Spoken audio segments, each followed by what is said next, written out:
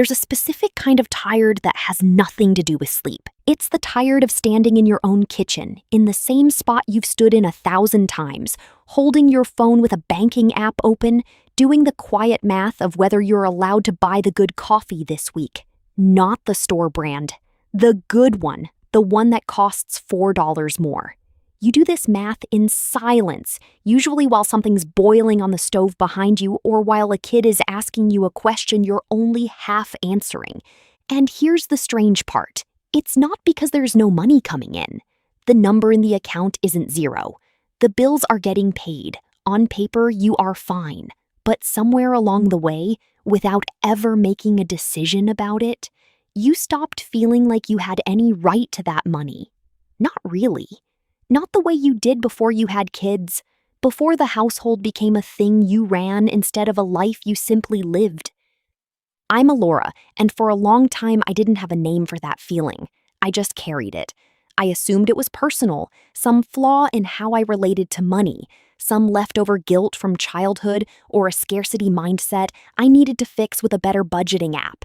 And then I started talking to other moms, not surveying them, not researching them for content, just talking the way you do at pickup or in a group chat at 11 at night when everyone's supposed to be asleep, and I heard the same story, over and over. Different incomes, different cities, different relationships, same exact feeling. So today I want to sit with you in that feeling for a bit, and then I want to walk through something I've started calling the broke mom epidemic. Not because you're actually broke. Most of the women I'm talking about are not broke in any way a bank statement could prove. But so many of us are living like we are, budgeting like we are, apologizing like we are, shrinking like we are, even when the numbers say otherwise. I want to walk through 8 signs that you're living inside this epidemic without ever naming it. And for each one, I want to give you a small, doable shift. Nothing drastic, nothing that requires a whole life overhaul or an uncomfortable ultimatum. Just small, quiet corrections that add up to something that actually feels different in your body, not just on a spreadsheet. Get comfortable. This is a longer one, because this deserves more than a quick list. Let's go through it slowly. Sign 1. You ask permission for your own money. Let's start here because this is usually the first crack, even when it doesn't look like one. Picture yourself needing something small. Not a big purchase, not a splurge, just something ordinary. A haircut that's overdue by 2 months, a new pair of running shoes because the soles are worn down on the outside edge. Picture yourself before you buy it, mentally drafting how you're going to bring it up to your partner. Not because he demands an explanation, not because there's some rule in your house that says you need sign-off, but because somewhere along the way, asking became automatic. It stopped being a conversation and became a reflex, the same way you might flinch before a loud noise even when you know nothing's going to hurt you. A friend of mine, someone sharp, someone who runs her own small business on the side, told me she realized one day that she'd been doing this for 6 years. 6 years of running $50 decisions past her husband like he was her manager. Not because he asked her to, because she'd quietly decided at some point after their first kid was born that her money and the family's money had become the same thing, and his money had somehow stayed his own. She hadn't noticed the asymmetry until she said it out loud to me and heard how strange it sounded. Here's the thing about this sign. The fix is not a fight about fairness. It's not a confrontation where you sit your partner down and accuse them of controlling you, because in most cases, they're not trying to. This pattern rarely gets built on purpose. It gets built in silence, one small deferral at a time until it's just how things work. The fix is smaller and quieter than a fight. Give yourself a monthly amount that is simply yours to spend. Doesn't have to be huge. It could be $50, it could be $200, whatever the household can hold. But it needs one specific quality. 0 explanation owed to anyone. Not a receipt, not a justification, not a check-in. You don't report on it, you don't feel it. You just get to spend it the way you did before every purchase became a group decision. That one shift, small as it sounds, starts retraining the reflex. It teaches your nervous system that you're allowed to want something and simply have it without building a case first. Sign 2. You've stopped tracking what you're actually worth. This one is quieter than the first and in some ways more corrosive because it doesn't happen in a single moment. It happens over years, in the space between diaper changes and school pickup and the third load of laundry of the day. At some point, the unpaid work of running a household stopped counting as real economic value in your own head.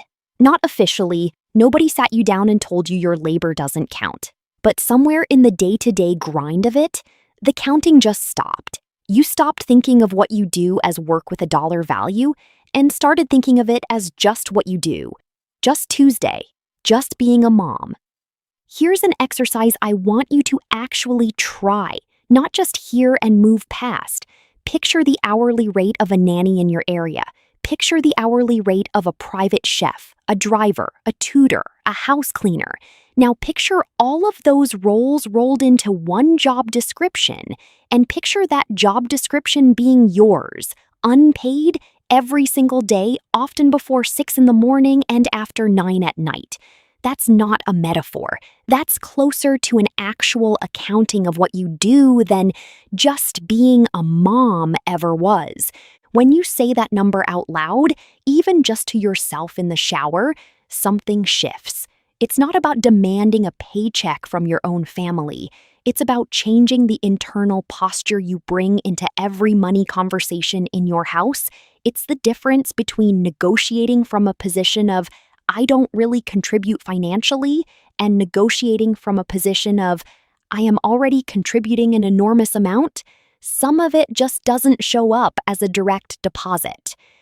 Naming that number changes your tone before you even open your mouth. Sign 3. Every purchase comes with a guilt tax. This is the one that might be the most exhausting because it's not about the money at all. It's about the tax that gets added on top of every purchase, paid entirely in your own head. You buy the thing. Let's say it's a new pair of jeans because the old ones finally gave out. And then, instead of just having the jeans, you spend the next several hours, sometimes days, running an internal defense trial. Did I really need those? Should I have waited for a sale? Is this selfish? Given what's coming up this month, you end up spending more energy justifying the purchase than you spent earning the money for it in the first place. That's the guilt tax, and it's brutal because it never shows up on a receipt.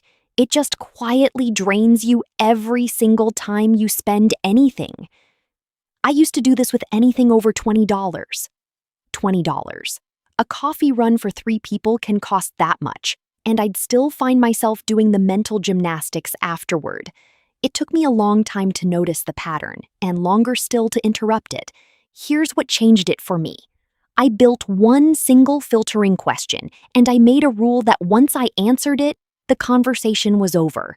The question is simply this: does this fit inside the budget we already agreed on?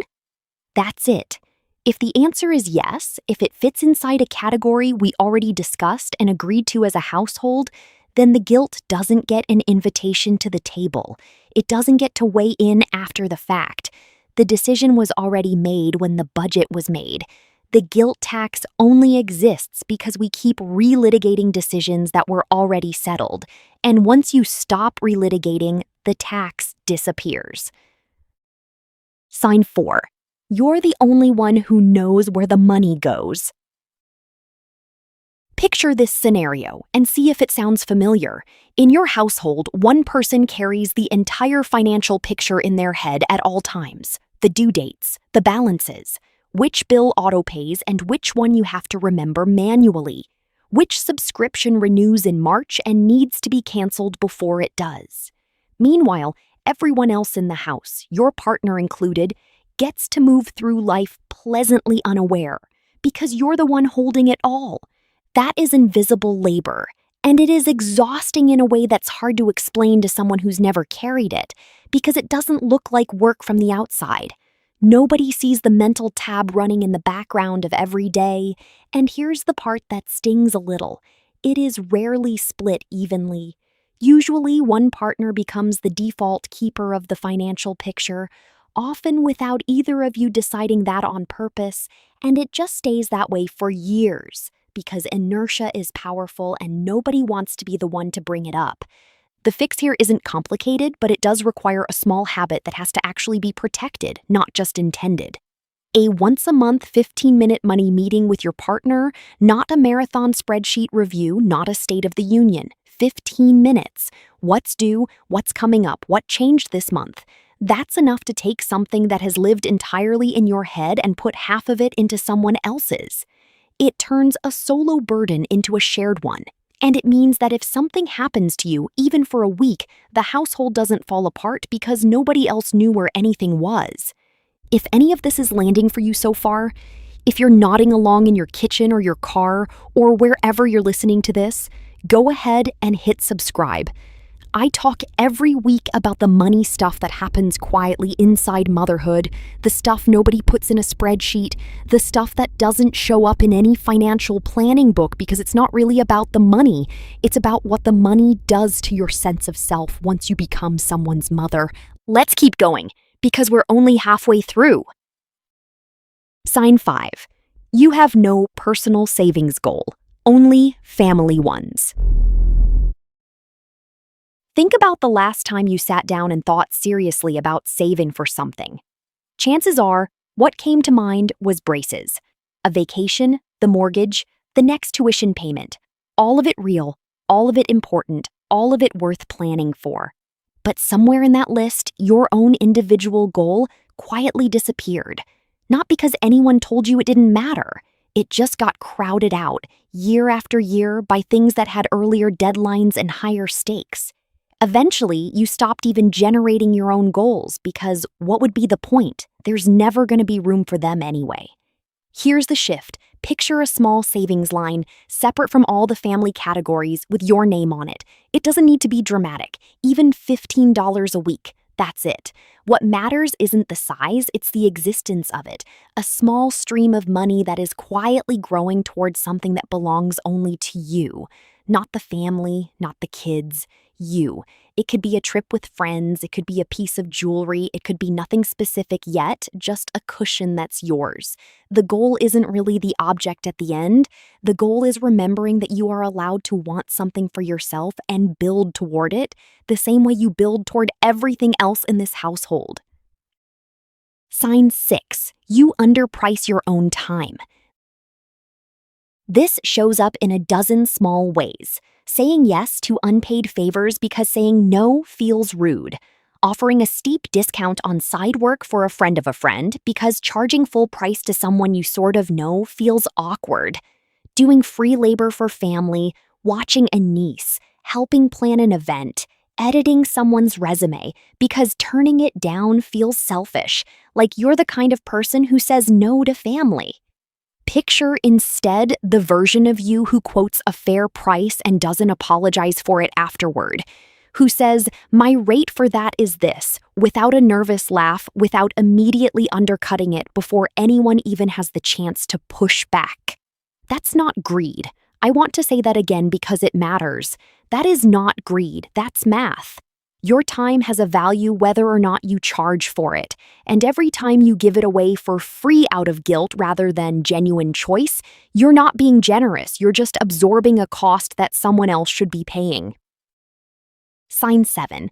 Financial stress shows up as irritability instead of conversation. This one hides really well because it doesn't look like a money problem at all. It looks like a dish problem, or a shoes left by the door problem, or a why didn't you text me back problem. Picture snapping at your partner over a single dish left in the sink. It feels disproportionate even as it's happening. And it is, because the dish isn't really the thing. The real weight underneath it is a bill due Friday that you haven't said out loud to anyone yet, a number you've been quietly carrying around all week, tightening your chest a little more each day. The dish is just the place where the pressure finally found an exit. The fix is almost embarrassingly simple to describe, though not always easy to do in the moment. Name the actual stressor. Say it plainly. Not the dish, the bill. I'm anxious about the payment due Friday. That single sentence, said out loud instead of left to leak sideways into every small interaction of the day, takes an enormous amount of pressure off everything else it's been quietly seeping into. Unnamed stress doesn't go away. It just finds smaller and smaller doors to escape through, and those doors are usually the people you love most. Sign 8. You believe this is just what motherhood costs. This is the last one, and it might be the quietest because it's less a specific behavior and more a belief sitting underneath all the others. The belief that this is simply the deal, that becoming a mother meant trading away a certain amount of financial identity, autonomy, a say in your own household's money, and that the trade was fair or at least unavoidable, not just in dollars, in who you get to be. Picture deciding on purpose that this is not actually the deal, that being a mother and having financial agency were never supposed to be opposites. Nobody wrote that rule down anywhere. It got assembled quietly, out of exhaustion and old habits and 1,000 small deferrals, and it can be quietly taken apart the same way it was built, one small shift at a time. I think about all the women standing in their kitchens right now, phone in hand, banking app open, doing quiet math they shouldn't have to do alone. If this list gave even one of you permission to ask for your own line in the budget, your own $15 a week, your own answer to a fair price, then this did what I made it to do. I'll see you in the next one.